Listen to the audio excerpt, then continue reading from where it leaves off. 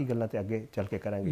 ਇਹ ਇਕੋਨਮਿਸਟ ਦੀ ਸਰ ਇੱਕ ਸਟੋਰੀ ਆਈ ਤੇ ਉਹਦੇ ਵਿੱਚ ਕਿਹਾ ਗਿਆ ਕਿ ਜੀ ਜਿਹੜੇ ਬਾਨੀ ਤਹਿਰੀਕ ਇਨਸਾਫ ਨੇ ਬੜਾ ਅਸਰ ਸੀ ਜਿਹੜੀ ਉਹਨਾਂ ਦੀ ਅਹਿਲੀਆ ਹੈ ਉਹਨਾਂ ਦੇ ਉੱਤੇ, ਤੇ ਜਿਹੜੇ ਵੀ ਫੈਸਲੇ ਹੋ ਰਹੇ ਸਨ ਉਹ ਤਕਰੀਬਨ ਉਹ ਅਹਿਲੀਆ ਤੋਂ ਪੁੱਛ ਕੇ ਕਰਦੇ ਸਨ ਜਾਂ ਉਹਨਾਂ ਦੀ ਕੌਨਸੈਂਟ ਨਾਲ, ਜਾਂ ਕੋਈ ਵੀ ਨਾ ਹੁੰਦਾ ਸੀ ਤੇ ਪਹਿਲੇ ਉੱਥੇ ਭੇਜਿਆ ਜਾਂਦਾ ਸੀ। ਤੇ ਇਹ ਸਰ ਕੀ ਸਟੋਰੀ ਦੇ ਹਵਾਲੇ ਨਾਲ ਹੀ ਦੱਸ ਦਿਓ ਤੇ ਵਾਕਈ ਐਸਾ ਹੀ ਸੀ?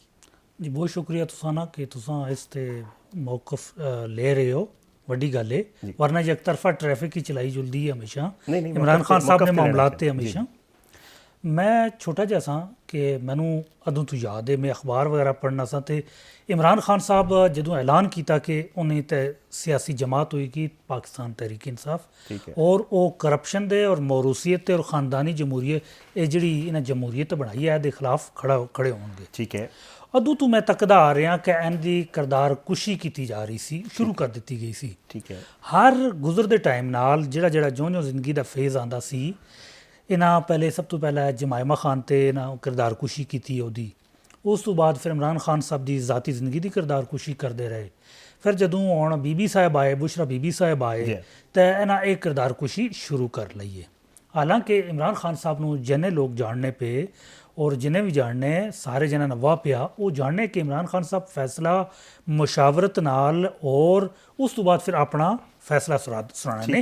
यह उन्हां दी आदत है, जदों क्रिकेट टीम विच भी सन अदों तो भी ये उनकी आदत सी कि सारिਆਂ ਨਾਲ ओपीनियन लैंदे सन तो उसते फैसला करने सन। ठीक है, एक जिहड़ा क्रिकेट टीम का कप्तान होवे या अपनी किसी भी टीम का कप्तान होवे, चाहे इकोनॉमी की टीम थी गवर्नमेंट की किसी भी टीम का कप्तान होवे, उहदे जिहड़े खिलाड़ी होने उसनूं बड़े वधिया तरीके नाल पता होना कि उहदा खिलाड़ी किंज किंज खेल सकना और किहड़ा कित्थे खेल सकना। ठीक है, और उस सूरत हाल जिहड़े जिहड़े सन उत्ते इमरान खान साहब अच्छे तरीके नाल अपने प्लेयर अगे कीते। लेकिन चूँकि उन्हां एक खास जावी नाल खान साहब ते कोई मौका नहीं लभदा पिया सी कि जितों खान साहब ते एक कीचड़ सुट्टना, इन्हां ते इल्ज़ाम लावना, इन्हां नूं खराब करना तो ले दे के फिर वो इन्हों बेगम साहिबा ते मिलिया मौका जाके कि उन्होंने टारगेट करना शुरू कर लिया। अब इशू ये होंदा सी कि जदों बीबी साहिबा ते इल्ज़ाम लाते सन तो कोई उनका मौकफ देने वाला नहीं होंदा सी, क्योंकि बाकी तो सारे सरकारी तुर्जमान होने सन या गवर्नमेंट के तुर्जमान सन या पार्टी ने तुर्जमान सन। ये उहदा एक टाइम ते सिलसिला शुरू किया कि खास मकसद है। तुसीं हमेशा याद रखो कि मैं तुहानूं एक बड़ा अहम नुकता दांगा कि जदों इस सारी स्टोरी तुसीं तक्को कि जदों बीबी साहिबा ते तनकीद करनी शुरू की थी और अज तक करने पे एक मकसद है, ये सिर्फ साबित करना चाहते कि इमरान खान साहब एक कमज़ोर आदमी है, वो फैसले नहीं कर सकना। ठीक है, बुशरा बीबी साहिबा नाल उहदी शादी हुई है ये 2016-17 दे विच। सही, ये तो पहला वो 65 साल अपने फैसले खुद करने रहे। हुण एक 65 साल ना बंदा होए तो उदों तुसीं कहो दो कि बई उसके फैसले उसी वो बेगम दे नहीं करना, यह कुछ मजाक यार तुसीं। और वो भी आलमी अदारियां नूं दसने लई कि बई ये बंदा जिहड़ा है अपनी बेगम ने कहने ते इशारा फैसले करना है, यह सिर्फ किरदार कुशी आ तो होर इस अलावा कुछ नहीं। जिहड़े जितने बेहूदा किस्म दे या मैं कहांगा शर्मनाक किस्म दे या मैं कहांगा तुहानूं कि ये इंतहाई बड़े अफसोसनाक किस्म दे जिहड़े इल्ज़ाम लाए गए, कोई अकल भी नहीं मनती, कोई सेंस भी नहीं मनना।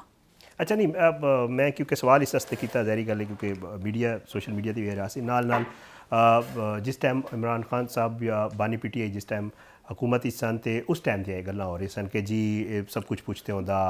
इवन उस्मान बुज़दार साहब ने जो वज़ीर आला लाया, मैं तुहानूं एक गल दस्सां, देखो मैं बड़े क्लोजली मैं उस टाइम चीज़ां मॉनीटर करना पिया सा क्योंकि असी पार्टी ने वर्कर्स दा असी बड़ा क्लोजली इस चीज़ नूं तकने सा।